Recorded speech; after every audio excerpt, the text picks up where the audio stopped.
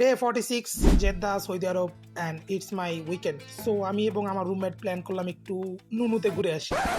I mean লুলু। আর কোনো নাম পেলো না। Well, it's a retail super shop এবং এটির শাখা মিডল ইস্টে অনেক। পকেটে মাত্র 40 টাকা নিয়ে যাত্রা শুরু। উদ্দেশ্য ঘোরাঘুরি আর একটি বাটি কেনা। একজন পাকিস্তানি ভাইয়ের বাসে 5 টাকা প্রতিজন দিয়ে নুনুর সামনে নামলাম। আই মিন লুলু। আমার রুমমেট রাহাত ভাই আমার অলরেডি ব্রেন ওয়াশ করে ফেলেছে যে লুলুতে দাম কম অ্যান্ড উই আর বাঙালি, সস্তা পাইলে বস্তা ভরি। তাই আজকে পুরো লুলু কিনে আনবো। পকেটে মাত্র 35 সৌদি রিয়াল। কিন্তু দোকানে গিয়ে দেখি অফার নেই বললেই চলে। Plan change. আমরা যাব পান্ডা মার্কেট। এই 40 ডিগ্রি গরমে 30 মিনিট হেঁটে পান্ডা মার্কেটে পৌঁছালাম। লিটারেলি আমার মাথা ঘুরছিল। তবে লুলু থেকে পান্ডা মার্কেটের দাম তুলনামূলক কম এবং অ্যাফোর্ডেবল। আমি কি কিনেছি? জাস্ট একটা কাচের প্লেট এবং একটা কিনজা কোলা। রাহাত ভাই 600 গ্রাম অ্যাপেল, কিনজা কোলা এবং হেয়ার জেল। খালাস।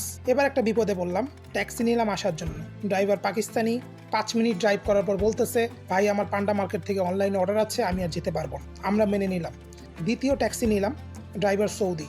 সে আমাদের ক্যাম্প চিনে না, কিন্তু বললো নিয়ে যাবে। Okay fine, let's go. কিন্তু 70% রাস্তা আসার পরে সে রাস্তা ভুল করলো এবং আমাদের উপর রাগ দেখানো শুরু করলো। আমি কিছুই বুঝতেছি না ও কি বলে, কিন্তু রাহাত ভাই কিছু আরবি পাড়ার সুবাদে কনভারসেশন চালিয়ে যেতে পারছিলাম। কি একটা বিপদ। তখন ড্রাইভার বলে 5 রিয়াল আরো বাড়িয়ে দিতে হবে। আমরা বুঝতে পারলাম তার কাহিনী, কিন্তু কি আর করার। ওকে ডান। শেষমেশ আমাদের মোহাম্মদ বিন লাদেন ক্যাম্পে আমার সাহায্যে পৌঁছালাম। হাউ, এটা পরে একদিন শেয়ার করবো ইনশাল্লাহ।